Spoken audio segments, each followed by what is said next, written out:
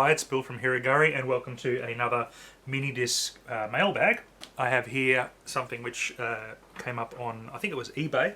I said, I'm going to have one of those for that price. It was not very expensive, but just pretty cool. And apparently in working condition, so we'll find out. Let's open this up. Let's see what we've got here. Box of paper. Ew. Bubble wrap. Always nice.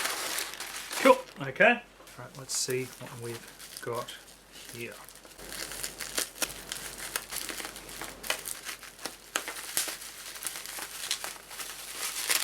I'm trying to not completely destroy the bubble wrap because I like to hang on to it to reuse. This is decidedly a bit chunkier than some of the other units. There's a reason for that, and all will be revealed momentarily. Look at that. The MD-M11, it's Sharp's first mini-disc recorder. It was released in 1994. I'm going to fire it up and see if it works in a moment. Optical out at the back with this connector. This is for a dock, and I've looked in Japanese websites as well, and I have not seen any docks for sale separately, but I have seen some junk units, so maybe that's something further down the track. Sharp had an OEM base, so Kenwood had a unit that was similar with this as well. So the extra base, we've got repeat and enter, edit, display, naming, and the track forward and back, stop and play, play mode, volume, cursor, and then the record button. I'm just going to open it up. Has a lock on it, which is pretty cool. So open it up. This feels chunky. This feels like the first mini-disc recorder that I encountered in 1995. Just having a look inside here. Probably going to want a bit of a clean. Now the other thing about this is the battery, which is going to be another journey, I guess.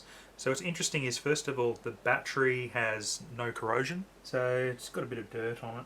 No corrosion in there on the battery terminals as well, which is good, so that's what we like. This has a lot of scuff marks and things around the outside. So I think what I'll do first of all is give it a clean. Oh, I love this. If you're a Japanese speaking nerd like myself, and I do it professionally, just this part here, Sharp Kabushiki Geisha, that's really cool. This big blocky katakana text. Just that chunky font. So let's start giving this a bit of a clean. So to that end, we'll go to the isopropyl alcohol, cotton bud, cotton makeup pads here as well.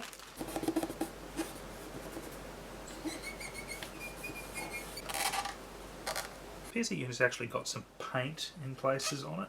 Blue stuff here on the edge. Let's see if I can get that off. So I've managed to get all that blue off the edge of the corner here. I'm guessing this is the serial number, but battery door's got a bit of crap in there. Okay, so let's talk about power. What I have here is, it's a little aftermarket adapter. It comes with these pin things. It's voltage selectable, so I've got a 3 volt here. It's got an end that allows you to change whether it's center negative or center positive. At the moment I've got this set up for my other Sony mini discs. Okay, alright, so I've got an N, center positive, an arrow on this side here. There's an arrow on this side here telling me that this is what you do for center positive. Change this to 4.5 volts. Just a screwdriver. And hopefully Christmas works. Talk read. Let's insert a disc. I'll start off with one that I've recorded. Hit play.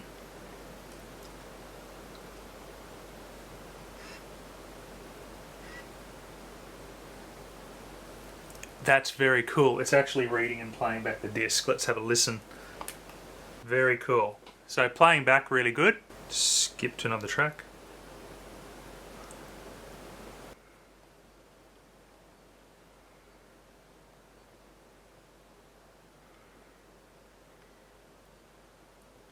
All the buttons and everything seem to work really, really well. That's very, very cool. Let's do that thing where we skip backwards and forwards just to listen for the...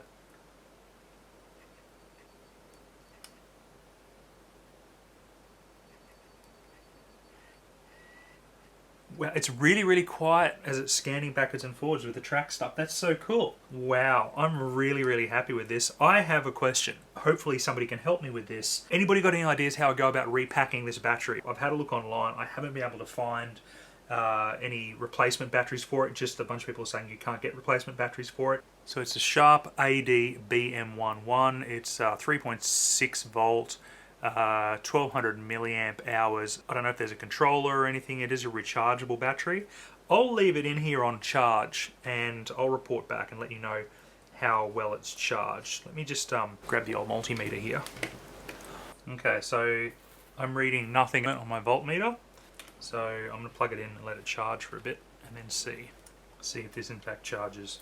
And we'll come back. So according to the charger here is it'll take about 90 minutes to charge, and then it'll be about 90% charged. So I'll leave it plugged in for a bit and pull the battery out and see if the battery's actually retaining any charge at all. But while flipping through the manual here, I just found this, which I found really interesting and I wanted to share with you. Can totally see this being in a manual printed in Japanese, particularly portable audio devices.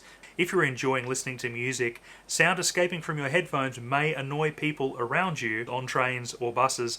Reduce the volume to avoid annoying people around you. I think it's really interesting that devices now, like iPods and iPhones and things like that, they all ship with warnings and settings to prevent damage to your own ears, but not to avoid pissing off the people around you.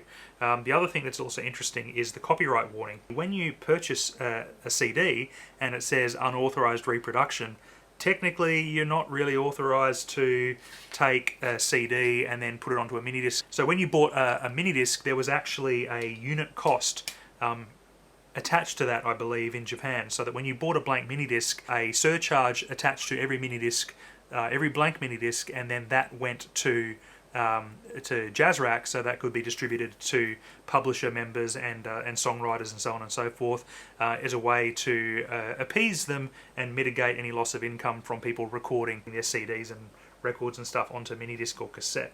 So I'm just going to leave this to charge for a little bit and then we'll come back and have a look at it. Okay, alright, so it's been almost 2 hours, so I'm going to see how well this may have charged. The battery feels warm.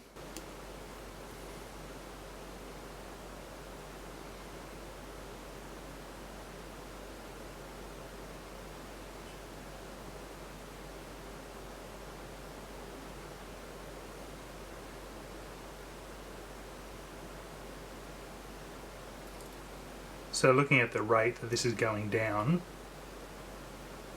just from running the multimeter,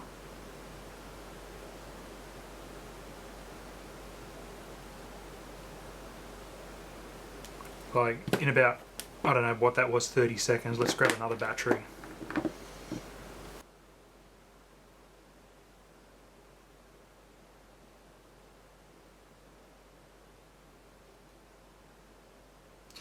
Yeah, and that's what I would expect to see. So this battery is really, like, it charges, but it's not really going to hold its charge. So let me know in the comments if you've got any experience or if anyone can point me to anything in terms of battery repacking. So I don't know if I want to kind of like crack it open and risk exploding Christmas.